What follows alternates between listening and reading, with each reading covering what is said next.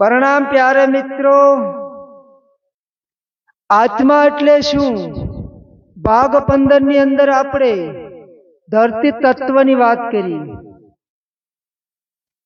કે આપણે ભાગ 1 થી લઈ અને 15 સુધી જે 24 તત્વ અને એક 25મું તત્વ પુરુષ તત્વ, એ 25 તત્વની આપણે વિસ્તારથી વાત કરી રહ્યા છીએ કે આપણી ઉત્પત્તિ કેવી રીતે થઈ એ સમજવાની આપણે કોશિશ કરી રહ્યા છીએ કે જ્યારે આપણે 19 તત્વો ઉપર વિસ્તારથી ચર્ચા કરી, આજે આપણે 5 તન માત્રા ઉપર ચર્ચા કરશું કે બહુ જ મહત્વનો વિષય છે કે જે રસ, રૂપ, ગંધ, સ્પર્શ અને શબ્દ, એ જે 5 વિષયો છે, એ 5 વિષયોની અંદર દરેક જીવ ફસાણેલા છે અને દરેક જીવ એ 5 વિષયોની અંદર ફસાય છે કે જે 84 લાખ યોની છે, એ 84 લાખ યોનીની અંદર જે ભટકન છે એ આ 5 વિષયોની ભટકન છે કે જે મનુષ્ય યોની છે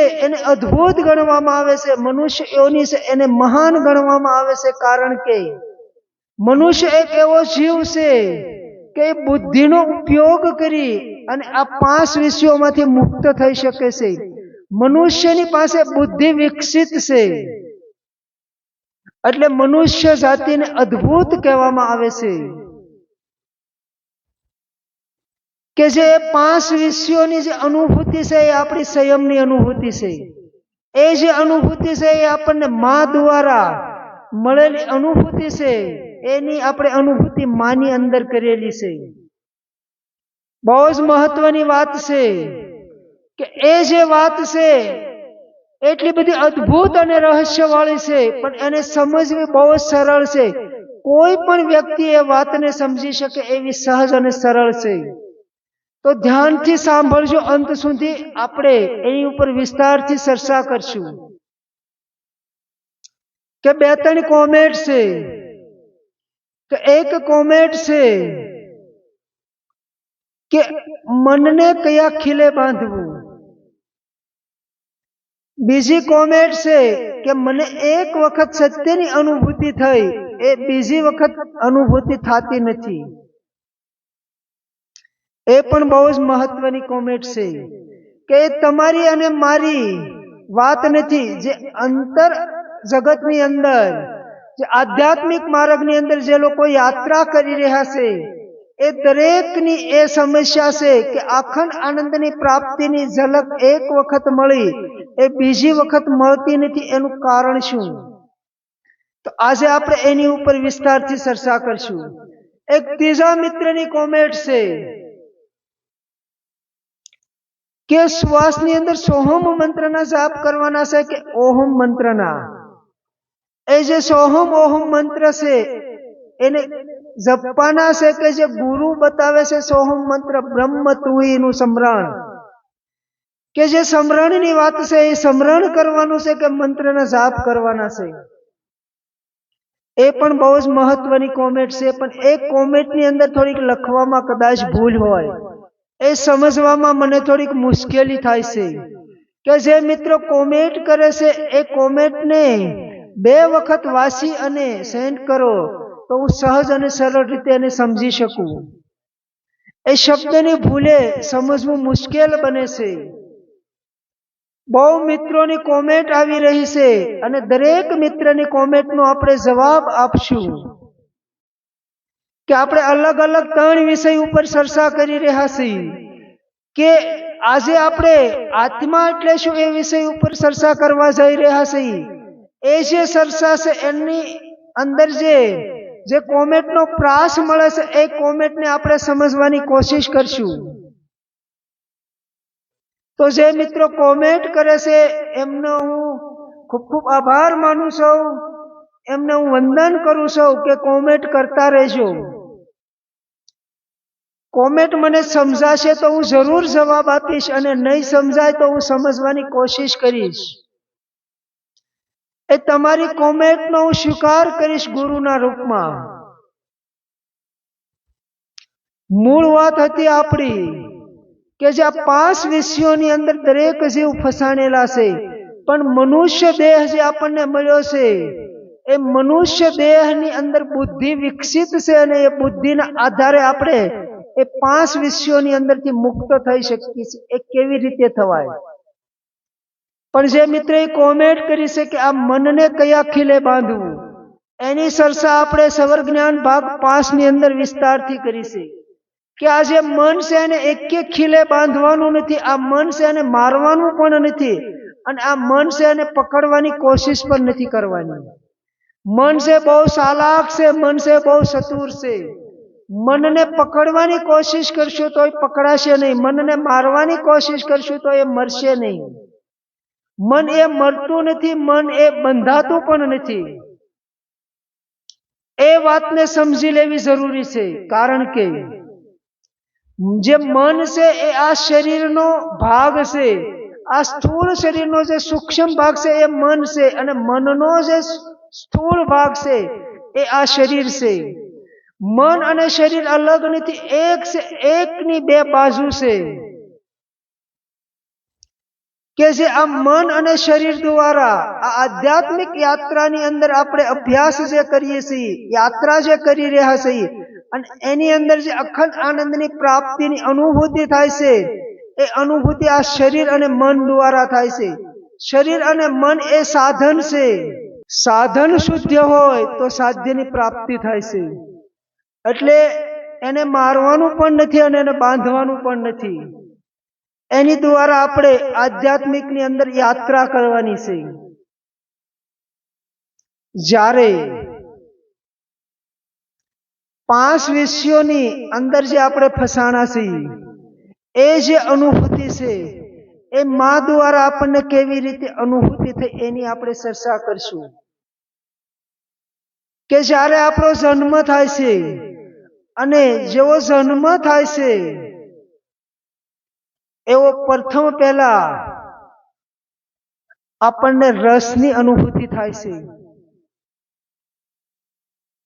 કે જેને ગળહૂતિ કહેવામાં આવે છે. એ જે રસની અનુભૂતિ છે એ આપણી પ્રથમ અનુભૂતિ છે કે જે આપણને માં દૂધપાન કરાવે છે એ આપણી રસની અનુભૂતિ છે. જ્યારે એ માના રૂપના આપણે દર્શન કરીએ છીએ એ પણ આપણી પ્રથમ અનુભૂતિ છે રૂપની. અને જ્યારે આપણને માં દૂધપાન કરાવે છે ત્યારે માના જે દેહની ગંધ છે, માના દેહની જે ખુશ્બુ છે, દરેક વ્યક્તિના દેહની અલગ અલગ ખુશ્બુ હોય છે. એ જે દેહની ગંધ છે એ માના દેહની જે ગંધની અનુભૂતિ છે એ આપણી પ્રથમ અનુભૂતિ છે. કે જ્યારે માના શરીરની સાથે આપણે સ્પર્શ કર્યો એ સ્પર્શ પણ એ માના શરીરની સાથેનો સ્પર્શ એ આપણો પ્રથમ અનુભૂતિ છે. કે જ્યારે આપણને મા વાસા દ્વારા એ જ્ઞાન પ્રાપ્ત કરાવે છે, એ આપણને હોશનું જ્ઞાન આપે છે, એ જે શબ્દનો ઉપયોગ કરે છે એ શબ્દની અનુભૂતિ એ પણ આપણને મા દ્વારા મળેલી છે. તો એ 5 જે વિષયો છે એ 5 વિષયો આપણને મા દ્વારા મળેલી એક દેન છે. એ આપણી સંયમની અનુભૂતિ છે અને એ અનુભૂતિના આધારે આપણે સ્ત્રીની અંદર એ 5 વિષયોની અંદર ફસાણેલા છીએ અને સ્ત્રી છે એ પુરુષની અંદર એ 5 વિષયોથી ફસાણેલી છે. કારણ કે એ આપણે પ્રથમ મા દ્વારા મળેલી એ અનુભૂતિ છે. પણ આપણે જ્યારે બહારી જગતની અંદર કોઈ બીજી વ્યક્તિના દર્શન કરવા માટે વ્યાકુળ હોઈએ છીએ કે આપણે કોઈ મહાપુરુષ મળી જાય, આપણને કોઈ સિદ્ધ પુરુષ મળી જાય, આપણને કોઈ સિદ્ધ ગુરુ મળી જાય અને એની દોડમાં આપણે બહારી જગતની અંદર દર્શનની દોડ કરી રહ્યા છે બીજી વ્યક્તિની અંદર.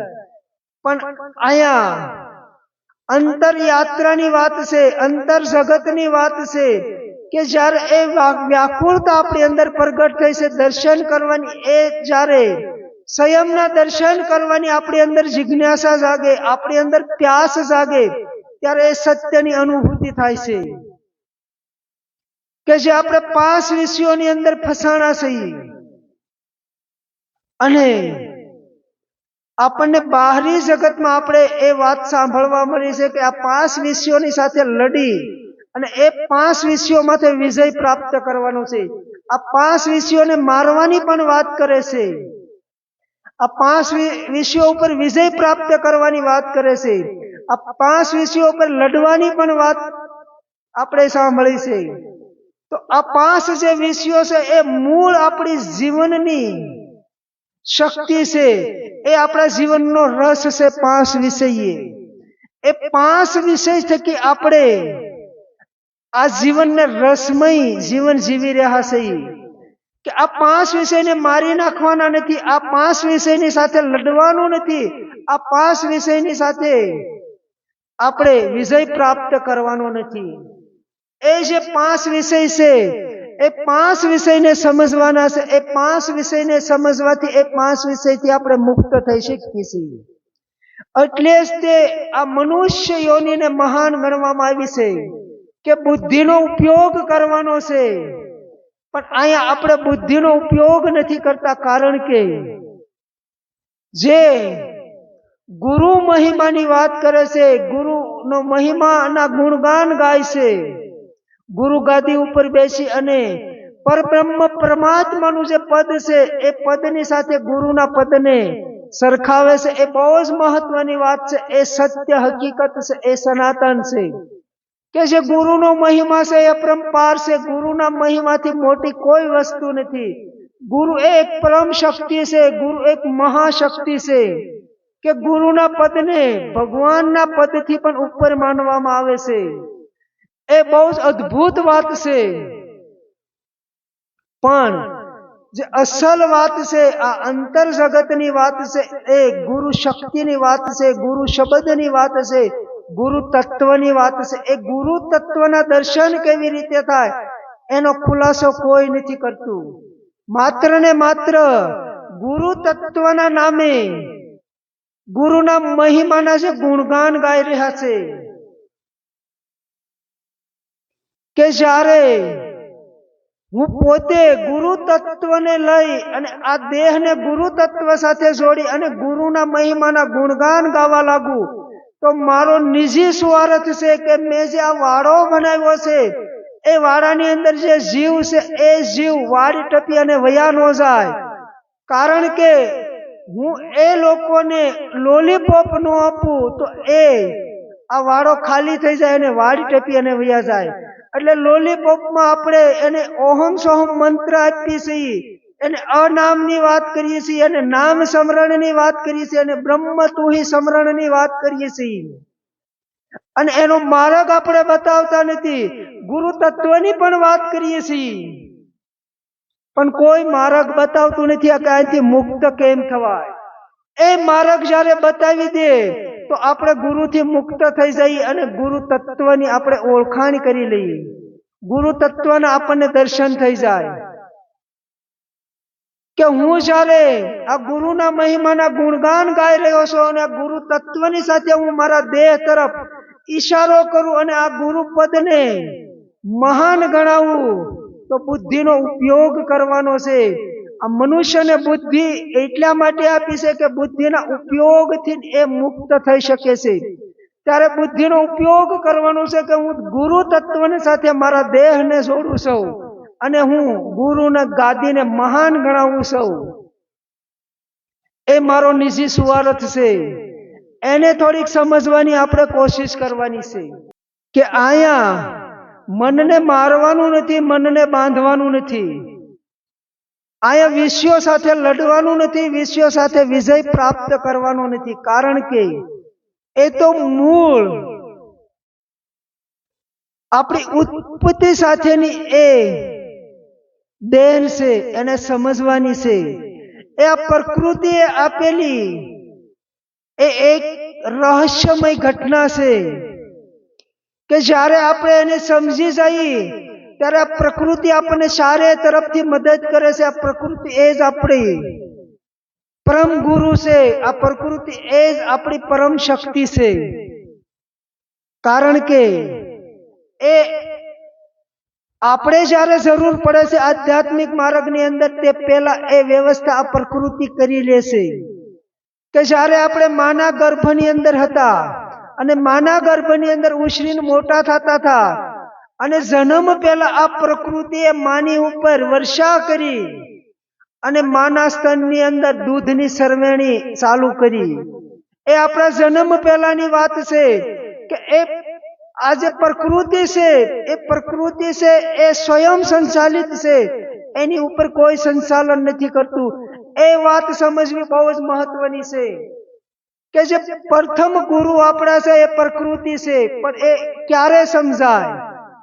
કે આપણે બુદ્ધિના ઉપયોગથી અંતર યાત્રા શરૂ કરી, બહાર જગતની અંદર જે આપણી ભટકન છે એ ભટકન પૂરી કરી અને અંતર યાત્રાની શરૂઆત થાય, ત્યારે આ પ્રકૃતિ, આ બ્રહ્માંડની જે શક્તિ છે એ ગુરુનું રૂપ લઈ અને આપણને મદદ કરે છે.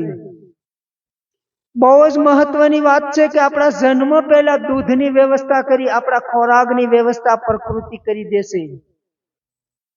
કે બાહરી જગતની અંદર આપણે મૃત્યુલોકની વાત કરીએ છીએ, સતલોકની વાત કરીએ છીએ, આત્માલોકની વાત કરીએ છીએ, જ્ઞાનલોકની વાત કરીએ છીએ, આ પરમલોકની વાત કરીએ છીએ, બ્રહ્મલોકની વાત કરીએ છીએ અને શિવલોકની વાત કરીએ છીએ. એ બાહરી જગતની ઘટના નથી, એ અંતર જગતની વાત છે. એ આપણી અંદર એ 7 લોક આવેલા છે અને એ 7 લોકની આપણે યાત્રા કરવાની છે. કે જ્યારે આપણે આ મૃત્યુ લોકની અંદર, બાહરી જગતની અંદર આપણે છે આપણી જે ભટકન છે એની અંદર બુદ્ધિનો ઉપયોગ કરી અને સત્ય વસ્તુ શું છે એ સત્ય વસ્તુને પકડવાની છે. એ સત્ય વસ્તુ જે છે એ સત્ય વસ્તુની સાથે આપણો જ્યારે સંગ થાય ત્યારે સત્સંગની શરૂઆત થાય. કે અનેક લોકો મારી જેખા બકવાસ કરી રહ્યા છે, એ બકવાસ જે કરે છે એને સાંભળી અને બુદ્ધિનો ઉપયોગ કરવાનો છે. સ્વયંની અનુભૂતિનું જે લોકો પ્રમાણ આપી રહ્યા છે એને પહેલા સમજવાની કોશિશ કરવાની છે.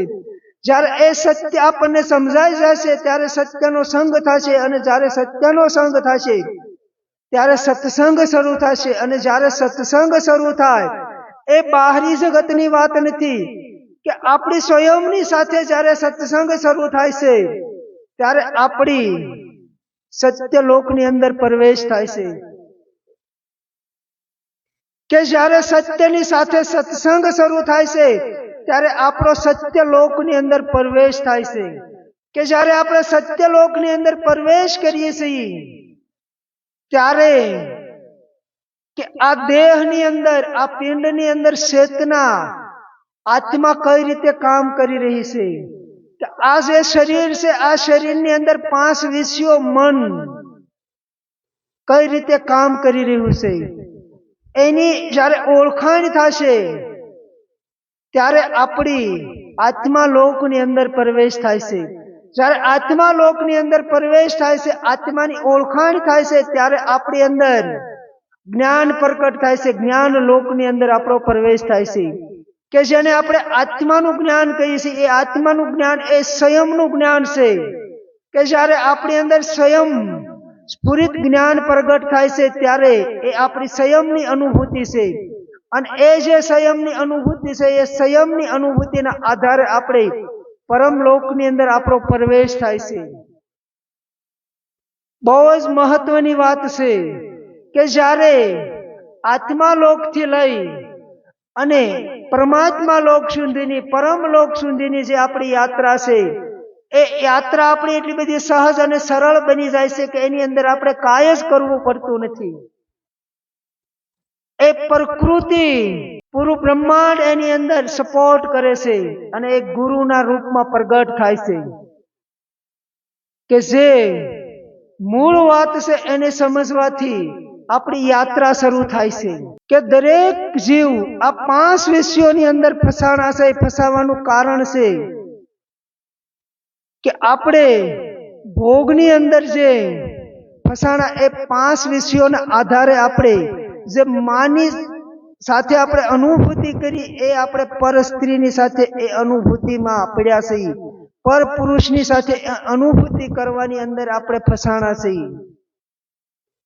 અને જ્યારે આપણે ભોજન કરીએ છીએ એ ભોજનની અંદર એ 4 વિષયો આવેલા છે કે જે રૂપ, રસ, ગંધ અને સ્પર્શ, એની અંદર શબ્દ નથી. એ 4 વિષયો ભોજનની અંદર આપણને મળે છે. કે દરેક વ્યક્તિ આ ધરતી માથે દરેક વ્યક્તિની જે ભટકન છે એ ભોગ અને ભોજનની ભટકન છે. કારણ કે એ 5 વિષયોની અંદર આપણે તૃપ્તિ ખોજીએ છીએ અને એની અંદર આપણે તૃપ્તિ ખોજીએ છીએ પણ તૃપ્તિ મળતી નથી અને આપણું જીવન પૂરું થઈ જાય છે. કારણ કે 5 વિષયોની સાથે આપણે લડીએ છીએ. મનને મારવાની વાત કરીએ છીએ, મનને બાંધવાની વાત કરીએ છીએ.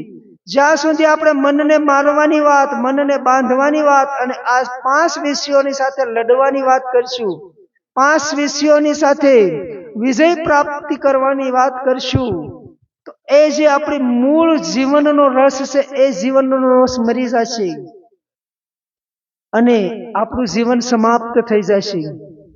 આજે અખંડ આનંદની પ્રાપ્તિની વાત છે.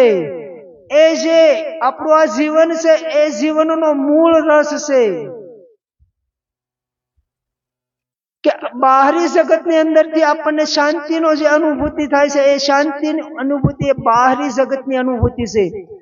એ ઉપરથી ઉતરે છે શાંતિ અને આનંદ જે છે એનો એક ઉભરો આવે છે. આનંદ છે આપણી ભીતરથી પ્રગટ થાય છે. એ શીલ છે. એ બહુ જ મહત્વની વાત છે કે આપણે આજે જે વિષય માથે ચર્ચા કરી રહ્યા છીએ, જ્યારે આપણી ઉત્પત્તિનું આપણને જ્ઞાન ન હોય, જ્યાં સુધી આપણને આપણી ઉત્પત્તિનું જ્ઞાન ન થાય ત્યાં સુધી આપણે મૃત્યુ લોકથી બહાર નીકળી શકતા નથી. કારણ કે મૃત્યુ અને જન્મને આપણે અલગ માનીએ છીએ. કે જે જન્મ છે અને મૃત્યુ છે એ એક વસ્તુની 2 બાજુ છે. કે જેવો આપણો જન્મ થયો એ પહેલા આપણી મૃત્યુ ઘટે છે. એ થોડીક સૂક્ષ્મ વાત છે કે જ્યારે આપણો જન્મ થાય છે, જન્મ પહેલા મૃત્યુ આપણી ઘટે છે. અને મૃત્યુ અને જન્મ એ એક વસ્તુ છે કે જેને આપણે બ્રહ્મા, વિષ્ણુ અને મહેશ કહીએ છીએ. કે જે લાંબા સુવાસા, ટૂંકા સુવાસા અને ફાસ સુવાસાની જે ક્રિયા છે એ જે આપણે સમજવાની કોશિશ કરીએ છીએ, એ જન્મ, જીવન અને મૃત્યુ છે. કે જે પ્રથમ આપણે શ્વાસ લઈએ છીએ કે એ સો છે અને જે 12 શ્વાસ આપણે છોડીએ છીએ એ હમ છે. અને આપણે સોહમ ઓહમના ચક્કરમાં પડ્યા છે. કારણ કે સોહમ ઓહમનો અર્થ થાય છે કે જે અંદર લઈ છે એ 100 છે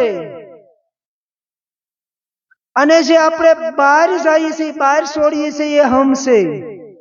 હમનો અર્થ થાય છે હું અને 100 નો અર્થ થાય તું. હું અને તું, ઓહમ અને સોહમ, હું અને તું, તું અને હું, એનો અર્થ એથી વધારે કાંઈ થતો નથી. કે જ્યારે ગુરુ નાનકને અખંડ આનંદની પ્રાપ્તિ થઈ, એ જ્યારે બુદ્ધત્વને પ્રાપ્ત થયા ત્યારે એટલી બધી સહજ અને સરળ ઘટના ઘટી કે એના જે પિતાજી હતા એ વેપારી હતા. એ અનાજનો વેપાર કરતા હતા અને ગુરુ નાનક એ અનાજના વેપારના થડા માથે બેઠા અને કોઈ અનાજ લેવા આવે છે અને એ ધારણ તોડે છે કે 10, 11, 12, 13. જ્યારે 13મી ધારણ આવે છે તે ગુરુ નાનક સૌદા બોલતા જ નથી અને બોલે છે કે 13, 13, 13. અને એ 13 શબ્દથી એ મહામૃત્યુની અને અનુભૂતિ થઈ અને એ સત્યની પ્રાપ્તિ કરી. કે એ જે 13નો અંક છે મૃત્યુનો અંક ગણવામાં આવે છે. કારણ કે એ ગુરુ નાનક છે એને એ મહામૃત્યુની અનુભૂતિ થઈ તેરાથી, કે આ જે કાંઈ છે એ તારું જ છે, મારું કાંઈ નથી. જ્યારે આપણો અહમ ઓગળી અને શૂન્ય બને છે ત્યારે માત્ર 100 બસે છે. હમ મરી જાય છે, હમ છે એ નું વિસર્જન થઈ જાય છે ત્યારે તું, તારી સિવાય કોઈ નથી, બસ તું હી તું છો. એ જે હું અને તું નો ભેદ છે, એ જે હું અને તું નો ભેદ છે, એ ભેદને મટાડવાની વાત છે. અહીંયા સોહમ મંત્ર જપવાની વાત નથી. અહીંયા મારું અને તારું જે છે એ અલગ નથી, એક વસ્તુની બે બાજુ છે. હું અને તું અલગ નથી, એક વસ્તુની બે બાજુ છે. મૃત્યુ અને જન્મ અલગ નથી, એક વસ્તુની બે બાજુ છે.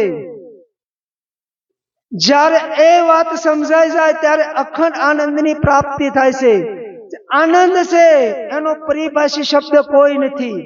સુખ છે તો એનો પરિભાષી શબ્દ દુઃખ છે. જન્મ છે તો મૃત્યુ છે. એટલે જે સત્ય છે એ અખંડ આનંદની પ્રાપ્તિ છે. જ્યારે અખંડ આનંદની આપણને પ્રાપ્તિ થાય છે, અખંડ આનંદની આપણને ઝલક મળે છે, એ જ સત્ય છે. બહુ મહત્વની વાત છે કે આપણે જે અંતર યાત્રા કરી રહ્યા છીએ, આપણે મૃત્યુલોકની અંદર જે જીવી રહ્યા છીએ, અને અનેક લોકો જ્ઞાનના નામે બકવાસ કરી રહ્યા છે. હું પણ જે કરી રહ્યો એ બકવાસ છે. એ બકવાસને સાંભળવા થી જ્ઞાન પ્રાપ્ત થતું નથી. એ બકવાસ ઉપર બુદ્ધિને લગાવવાથી સત્ય વસ્તુ સમજાય છે.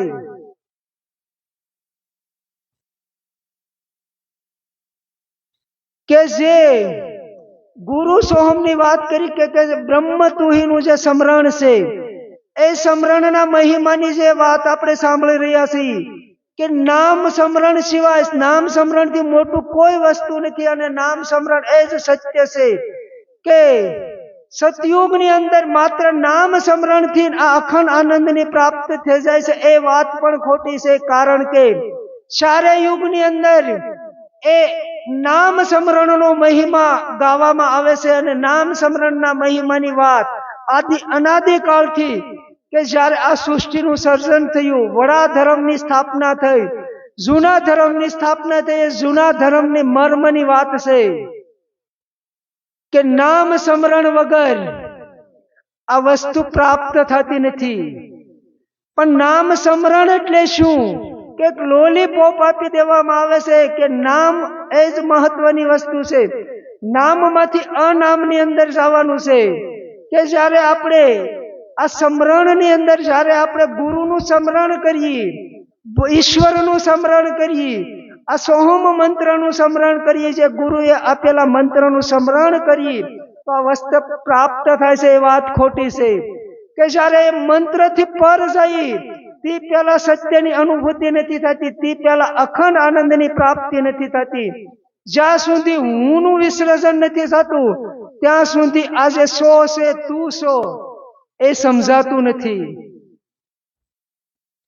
કે જ્યારે આપણે બ્રહ્મલોકની વાત કરી રહ્યા છીએ, જે પરમલોકની વાત કરી રહ્યા છીએ, એ જે વાત છે એ અંતર યાત્રા કરવાથી એની અનુભૂતિ થાય છે, બહારી જગતની અંદર નથી. એને સમજવા માટે આપણે થોડીક ચર્ચા કરશું. કે આ ધરતી ઉપર મારો જન્મ થયો એ અનાદિકાળથી લઈ આજ સુધી અને અંત સુધી આ મોડલ બીજી વખત નહીં આવે. કારણ કે આ પ્રકૃતિ છે એ સ્વયં સંચાલિત છે, એની ઉપર કોઈ સંચાલન નથી કરતું. પ્રકૃતિ જે ડિઝાઇન બનાવે છે એક જ વખત બનાવે છે, એ બીજી વખત બનાવતી નથી. એક અદ્ભુત ઘટના છે કે જ્યારે મારી ફિગર પ્રિન્ટ અલગ છે, મારી મનસ્થિતિ અલગ છે, મારા આ દેહની જે ડિઝાઇન બનાવી પ્રકૃતિએ એ અલગ બનાવી છે. કે દરેક વ્યક્તિની જે ફિગર પ્રિન્ટ છે એ અલગ અલગ છે. જો દરેક વ્યક્તિની મનસ્થિતિ અલગ હોય, ફિગર પ્રિન્ટ અલગ હોય, એનું દરેક વ્યક્તિને જ્ઞાન છે કે જે મારી ફિગર પ્રિન્ટથી લોક મારેલો છે, એ લોક તમારી ફિગર પ્રિન્ટથી ખોલવાની કોશિશ કરો તો એ ક્યારે નહીં ખુલે.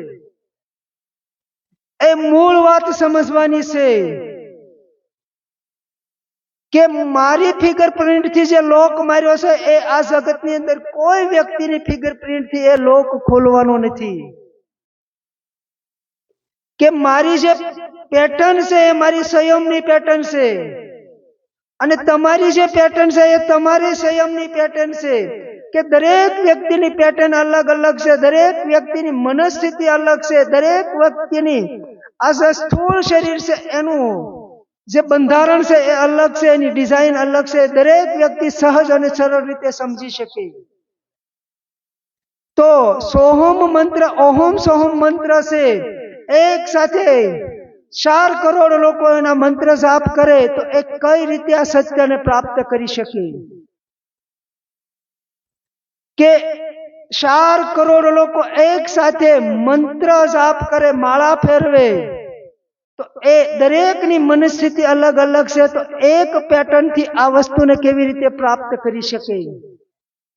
કે જે અહીંયા ગુરુ ગમની વાત છે કે ગુરુ ગમ વગર, ગુરુ સાહેબ વગર આ વાત ન સમજાય એવી છે. એ જે વાત આપણે કરવા જઈ રહ્યા છીએ એને ધ્યાનથી સાંભળવાની કોશિશ કરો. કે જે મારી સંયમની પેટર્ન છે એવી પેટર્ન આ દુનિયામાં બીજી બની નથી. તો મેં જે આ સત્યની અનુભૂતિ કરી છે એ સત્યની અનુભૂતિ મેં મારા નામના મંત્રના જાપથી કરી છે. તો એ મારા નામનો જે મંત્ર જાપ છે તમે મારા નામના મંત્ર જાપથી કેવી રીતે કરી શકો. અહીંયા સોહમ ઓહમનું માધ્યમ નથી. અંગ્રેજોના રાજમાં હસ્તિનીપુરની ગાદી માથે જ્યારે અંગ્રેજો રાજ કરતા હતા ત્યારે એ દિલ્હીની અંદર એક અંગ્રેજ આ પરમ પદની પ્રાપ્તિ કરી અને એનું નામ છે ટેરેસન. અને એ ટેરેસનની આજ દિલ્હીની અંદર સમાધિ પણ છે. અને એની જીવન કથાની અંદર એની ઉલ્લેખ કર્યો છે કે એની મહામંત્ર પોતાના નામનો બનાવ્યો અને એને ટેરેસન ટેરેસન ટેરેસન નામના જાપ કર્યા અને એ પરમ પદને પ્રાપ્ત થઈ ગયો. મૂળ વાત છે એ સમજવાની છે કે જે સત્ય છે એ કઈ રીતે સમજાય. કે આ જે બકવાસ અમે કરી રહ્યા છીએ એની ઉપર બુદ્ધિનો ઉપયોગ કરવાનો છે. તો દરેક વ્યક્તિની પેટર્ન અલગ છે. તો એક પેટર્ન થી દરેક વ્યક્તિને સત્યની પ્રાપ્તિ કેવી રીતે થાય, એક પેટર્ન થી દરેક વ્યક્તિને અખંડ આનંદની પ્રાપ્તિ કેવી રીતે થાય, એ નો થાય.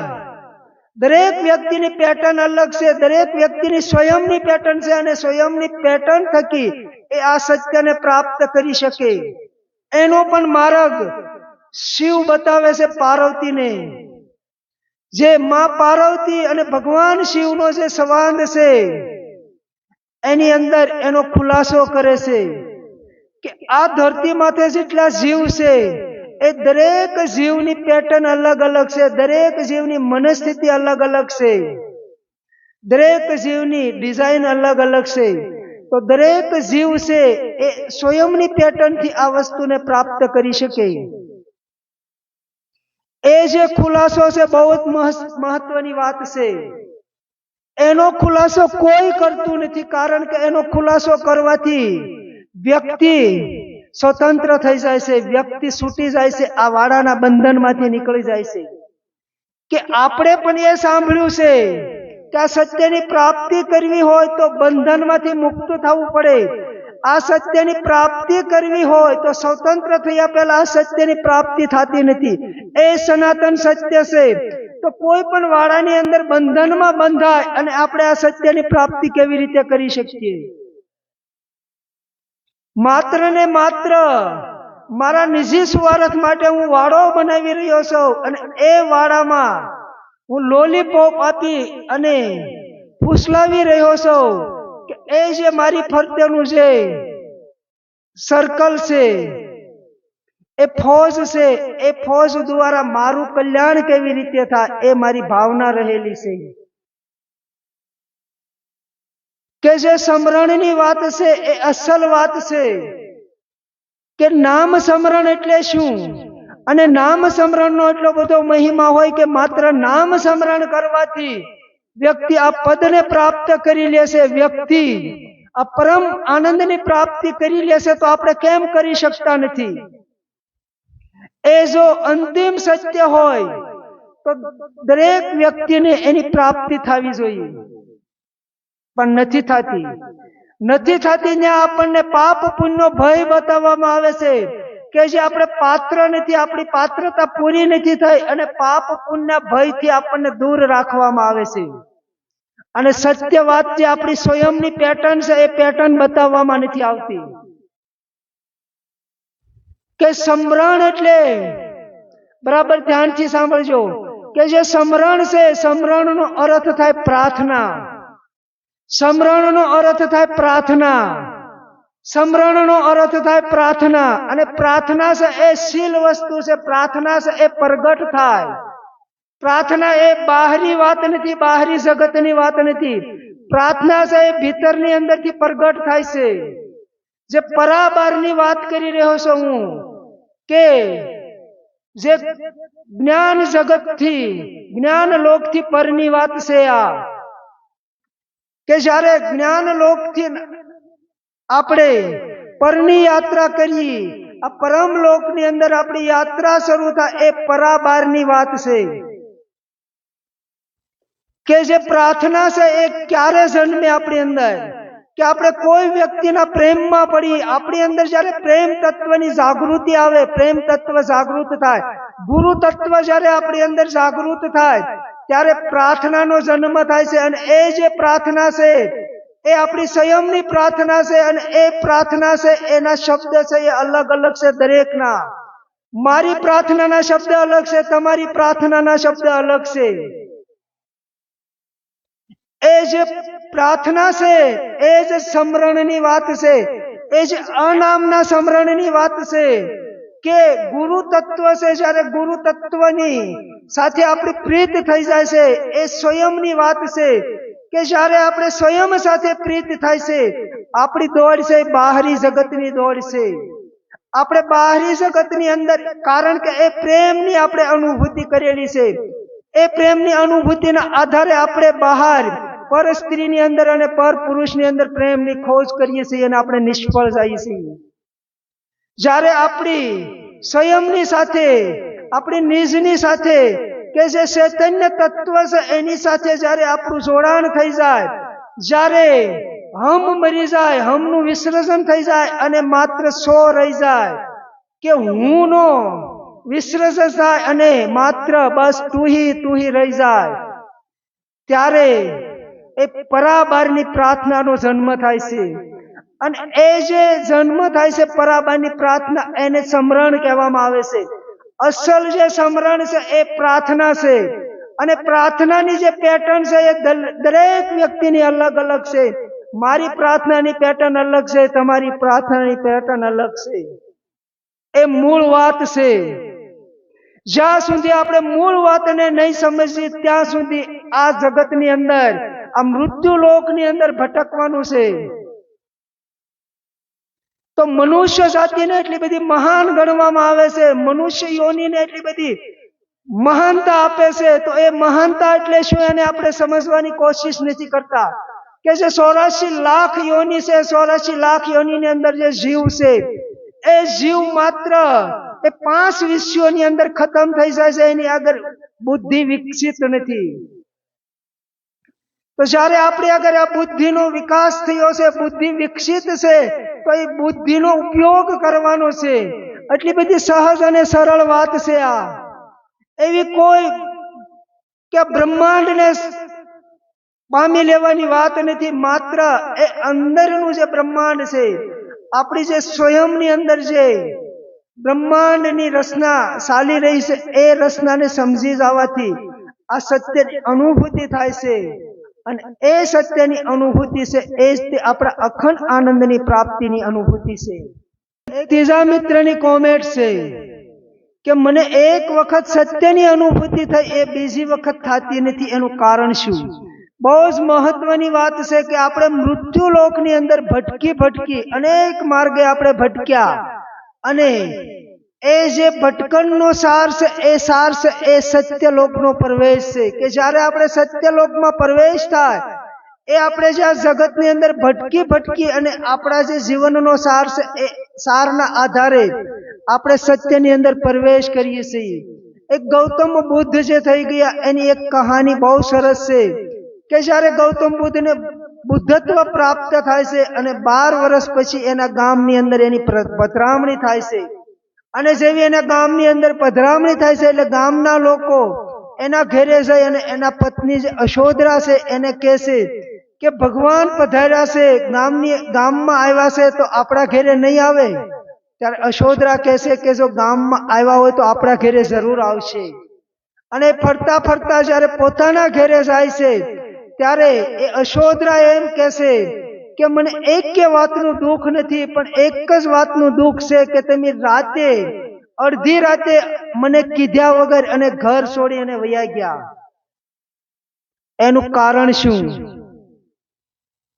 અને ગૌતમ બુદ્ધ મૌન રહેશે, કારણ કે એ જે 12 વર્ષ ભટક્યા એ 12 વર્ષનો જે સાર છે, સત્યનો સાર છે, એ સત્યના સારને એની પ્રાપ્ત કરી લીધો. અને બીજી વાત અશોધરા કરે છે, એ ગૌતમ બુદ્ધને એક પુત્ર હોય છે અને અશોધરા એના પુત્રની સામે આંગળી સીંધી અને કહે છે કે જે સત્ય માટે તમે ભટક્યા 12 વર્ષ એ સત્ય આપણા ઘરમાં નહોતું. ત્યારે એક ગૌતમ બુદ્ધ બોલે છે કે એ સત્ય મારી ભીતર હતું અને આપણા ઘરમાં પણ હતું. એ તત્વને પ્રાપ્ત કરવું હોય તો ભટકવું પડે છે અને ભટક્યા પહેલા એ તત્વ પ્રાપ્ત થતું નથી. કે જે પરમ પદની વાત છે, જે અખંડ આનંદની વાત છે, એ જ્યારે આપણે જાણી લીધું કે એ અખંડ આનંદની પ્રાપ્તિ થવાથી આપણી ગતિ શું થાય છે એ આપણે સમજી અને આપણે ભીતર પ્રવેશ કરીએ છીએ. તો આપણે જ્યારે એ સમજી અને પ્રવેશ કરતા હોય તો રાગ અને દ્વેષથી મુક્ત થવાનું છે. કૃષ્ણ ભગવાન અર્જુનને કહે છે કે તું રાગ અને દ્વેષથી મુક્ત થા, કે દ્વેષ છે એનથી પણ કર્મમાં બંધાઈ છે અને રાગ છે એનથી પણ કર્મમાં બંધાઈ છે. જ્યારે આપણે આધ્યાત્મિક માર્ગની અંદર યાત્રા કરીએ છીએ ત્યારે આપણે એક રાગ હોય છે કે આપણે રિદ્ધિ સિદ્ધિને પ્રાપ્ત કરી લઈએ, આપણે અખંડ આનંદની પ્રાપ્તિ કરી લઈએ. એ જે આપણો રાગ છે એ રાગ બાધારૂપ બને છે, એ કર્મના બંધનમાં નાખે છે. એ વાતને સમજી લેવાની છે સતલોકની અંદર. અને એ વાતને આપણે જ્યારે સમજી જઈએ ત્યારે આપણે તટસ્થ બની જઈએ છીએ કે મને અખંડ આનંદની પ્રાપ્તિ થાય કે ન થાય, મારે માત્ર અભ્યાસ કરવાનો છે. કે આપણે જે નિત્ય અભ્યાસ કરીએ છીએ, મારે રોજ 1 કલાક ધ્યાનની અંદર બેસવાનું છે, કે મારે 24 કલાક માત્ર આજે શ્વાસ ઉચ્છ્વાસની ક્રિયા ચાલી રહી છે એની ઉપર અભ્યાસ કરવાનો છે. મારે આ ભજન કરવાનું છે કે જે સ્વયંની અંદર જે સત્સંગ ચાલી રહ્યો છે એને માત્ર સાંભળવાનો છે. આ સિવાય કઈ કરવાનું નથી. એની અંદર રાગ પેદા નથી કરવાનો કે રિઝલ્ટ મને આ મળી જાય અને હું આ વસ્તુને પ્રાપ્ત કરી લો. એનથી જ્યારે આપણે મુક્ત થઈએ છીએ ત્યારે સત્યની અનુભૂતિ થાય છે. એ જે અનુભૂતિ છે એ અખંડ આનંદની અનુભૂતિ છે. એ જે આનંદની અનુભૂતિ છે એની આપણે મજા લઈ શકીએ છીએ. કારણ કે આપણને જે અનુભૂતિ સત્યની થઈ છે એ સત્યની અનુભૂતિ થઈ એટલે આપણું મન છે એ પકડવા એને ડોટે છે. મન છે બહુ ચાલાક છે. મનને સમજવાની વાત આપણે આગળ પણ કરી. મનને સમજવાનું છે. મન રાગ ઉભો કરે છે કે આજે ઝલક મળી એનાથી મને મસ્તી આવી, એ ફરી વખત મળવી જોઈએ. એ જ્યારે રાગ ઉભો થાય છે ત્યારે એ ઝલક છે બીજી દાન મળતી નથી. એટલે રાગ અને દ્વેષથી મુક્ત થઈ અને આધ્યાત્મિકની યાત્રા શરૂ કરવાની છે. કારણ કે આપણે બહુ ભટકતા અનેક માર્ગોમાં ગોથા ખાતા આ સત્યને માર્ગે આવ્યા છે. તો એટલી વાત તો આપણે સમજી શકીએ. બીજી વાત છે કે આપણે જ્યારે ધ્યાનની અંદર આધ્યાત્મિક યાત્રાની અંદર અભ્યાસ કરી રહ્યા છીએ, જે અભ્યાસ કરીએ છીએ એ અભ્યાસની અંદર આપણને જે અનુભૂતિ થાય એ અનુભૂતિ આપણી સંયમની અનુભૂતિ છે. એ બીજી વ્યક્તિને એ અનુભૂતિ નથી થતી, કારણ કે દરેકની પેટર્ન અલગ અલગ છે. તો એ જે આપણી પેટર્ન છે, એ આપણી જે ડિઝાઇન છે, આપણી ડિઝાઇન મુજબ આપણને અનુભૂતિ થાય છે. એ અનુભૂતિને ગુપ્ત રાખવાની છે. એ અનુભૂતિ કોઈને કહેવાની નથી. એ અનુભૂતિ ગુરુને પણ નથી કહેવાની. કારણ કે એ અનુભૂતિના આધારે આપણે જે સલાંગ લાગે છે, એ સલાંગ એ અનુભૂતિના આધારે લાગે છે. જ્યારે એ અનુભૂતિ તમે કોઈને કહી દો, એક વખત તમે બીજી વ્યક્તિને અનુભૂતિની વાત કરી દીધી, એ અનુભૂતિ બીજી વખત તમે જ્યાં સુધી જીવો ત્યાં સુધી એ અનુભૂતિ થતી નથી. એક આ રહસ્ય છે કે જે પ્રકૃતિ છે, પ્રકૃતિ જે નિર્માણ કરે છે એ સ્વયં સંચાલિત છે, અને જે એ વસ્તુનું નિર્માણ કરી રહી છે એ બીજી વખત એ નિર્માણ થતું નથી. કે એક વૃક્ષના પાનનું જે નિર્માણ કર્યું, એ પાન ખરી અને પડી જાય, પછી એ બીજું એ પાનની ડિઝાઇન બનતી નથી. પ્રકૃતિ એટલી સૂક્ષ્મ કામ કરી રહી છે કે જે પ્રકૃતિનું કામ છે, જે પ્રકૃતિની ડિઝાઇન છે, પ્રકૃતિની ડિઝાઇનને સમજવાની કોશિશ કરવાની છે. કે એ જે અનુભૂતિ છે, આપણી સંયમની અનુભૂતિ છે, એ અનુભૂતિ કોઈને કહેવાની નથી, એને બંધ રાખવાની છે. જ્યારે એ અનુભૂતિને આપણે ગુપ્ત રાખીએ તો એ અનુભૂતિના આધારે આપણી યાત્રા સહજ અને સરળ બને છે. તો એ બે વાત ખાસ યાદ રાખવાની છે કે અનુભૂતિ કોઈને કહેવાની નથી, અને જે આપણને અનુભૂતિ થાય છે એની અંદર જ્યારે આપણે આસક્તિ જોડાય, જ્યારે આપણો રાગ જોડાઈ જાય છે, જ્યારે આપણા મનને ગમે છે, એટલે આપણે બંધનમાં બંધાણા, એ અનુભૂતિ બીજી વખત થતી નથી. કે પરિણામ જે આવવું હોય આવે. આપણે માત્ર આધ્યાત્મિક યાત્રાની અંદર યાત્રા કરવાની છે, અભ્યાસ કરવાનો છે, ધ્યાન કરવાનો છે, આ સિવાય કાંઈ કરવાનું નથી. કોઈ પણ વ્યક્તિઓ અટલ નિર્ણય લઈ લે અને માત્ર 90 દિવસે પ્રયોગ કરે તો એને આ સત્યની અનુભૂતિ નહીં, આ સત્યના રાજની જે રહસ્ય છે એ રહસ્યના ભેદ એ જાણી લે. અહીંયા કોઈ ગુરુની જરૂર નથી, ગુરુની જરૂર પણ નથી પડતી. અને આપણને બીવરાવવામાં આવે છે કે જ્યારે આપણી કુંડલીની શક્તિ જાગૃત થાય છે, એ જ્યારે જાગૃત થાય અને આપણા બ્રહ્માંડની અંદર એ પ્રદક્ષિણા કરે છે, એ જ્યારે પ્રદક્ષિણા કરે છે ત્યારે આપણે એક મહાનશાની અંદર વહી જાય છે. આપણને એક ઘોર નશો આવી જાય છે કે આપણે એની અંદર પાગલ અવસ્થા જેને કહેવાય, એ પાગલ અવસ્થા હોતી નથી. જ્યારે સુષુપ્ના સવરની અંદર પ્રવેશ થાય, એ જે સુષુપ્ના સવર છે એની અંદર પણ ભીતર 3 નાડી આવેલી છે. એની આપણે સવર જ્ઞાન ભાગની અંદર વિસ્તારથી ચર્ચા કરશું કે માત્ર સવર જ્ઞાનની અંદર પ્રવેશ થવાથી વાત પૂરી નથી થઈ જતી. કે સવર જ્ઞાનની અંદર 3 નાડી છુપાયેલી છે, અને એ 3 નાડીનું જે રહસ્ય છે, એ જે અસલ વાત છે, એ ત્રિવેણીની વાત છે. કે જ્યારે આપણી કુંડલીની શક્તિ જાગૃત થાય છે અને સુષુપ્નામાં આપણો પ્રવેશ થાય છે, ત્યારે આપણે એક નશામાં આવી જાય છે. એ નશાની અંદર આપણી અંદર જે સંચિત કર્મો પડેલા છે, ભવો ભવના, એ પ્રગટ થાય છે. એ જે ડિઝાઇન બને છે, એ ડિઝાઇનના જગતમાં કોઈ સમજી શકતું નથી. એને માત્ર આપણે કાંઈ કરવાનું નથી. સહજ રીતે કે આપણે આપણા પરિવારની અંદર આપણે ધ્યાન કરતા હોઈએ તો એની સમજણ આપણા પરિવારના સભ્યોને આપી દેવાની છે, અથવા આપણે આશ્રમની અંદર કરતા હોય તો આશ્રમની અંદર એના અનુભવી લોકો હોય છે.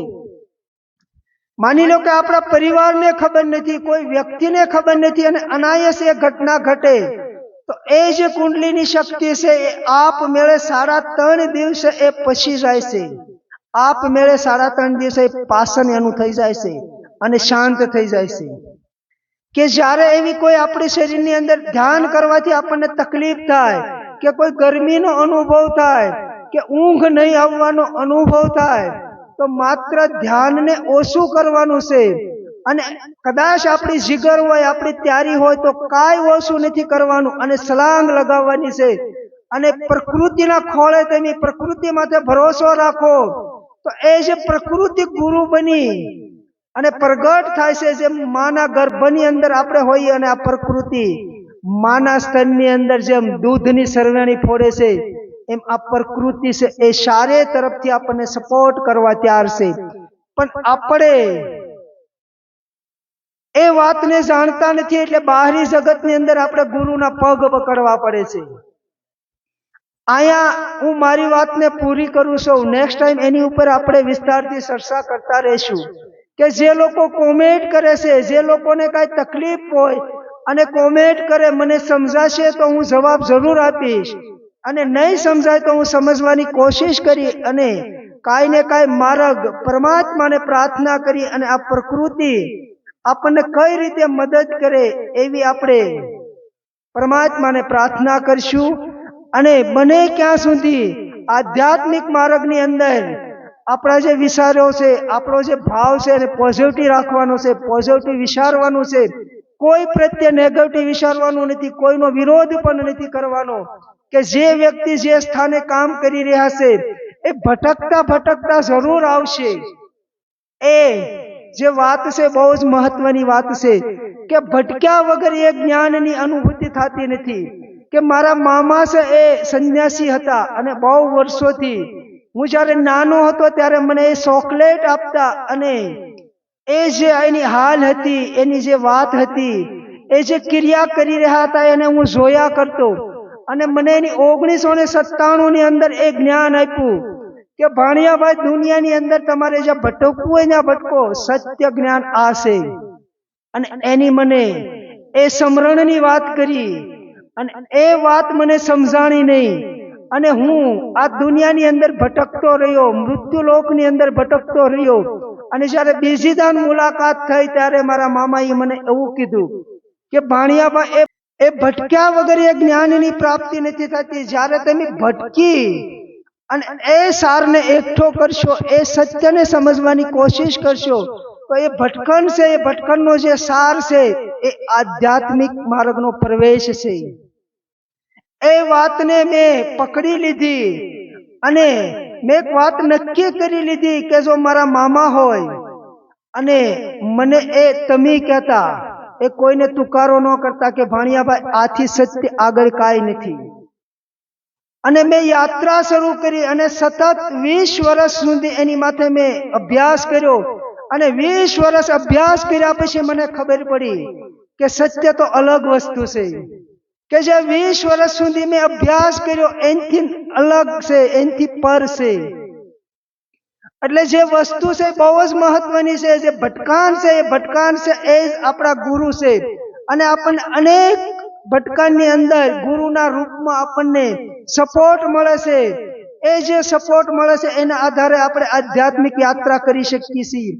અને આ પ્રકૃતિ માથે, પરમાત્મા માથે ભરોસો રાખવાનો છે કે આપણને જો માના ગર્ભમાં હોય અને આપણે ખોરાકની વ્યવસ્થા કરી દે તો આપણે આધ્યાત્મિક માર્ગની અંદર યાત્રા કરી અને કેમ નો આપણને માર્ગ મળે. બસ એ વાત સાથે હું અહીંયા મારી વાતને પૂરી કરું છું. મારી કોઈ ભૂલચૂક હોય, કોઈ ક્ષતિ રહી ગઈ હોય તો મને કોમેન્ટ કરી અને ભૂલ બતાવજો. અને આ વાતને સમજવાની કોશિશ કરજો કે મેં જે વાત કરી છે બહારી જગતની અંદર કોઈનો વિરોધ હું કરતો નથી, કોઈ ગુરુનો પણ વિરોધ નથી કરતો.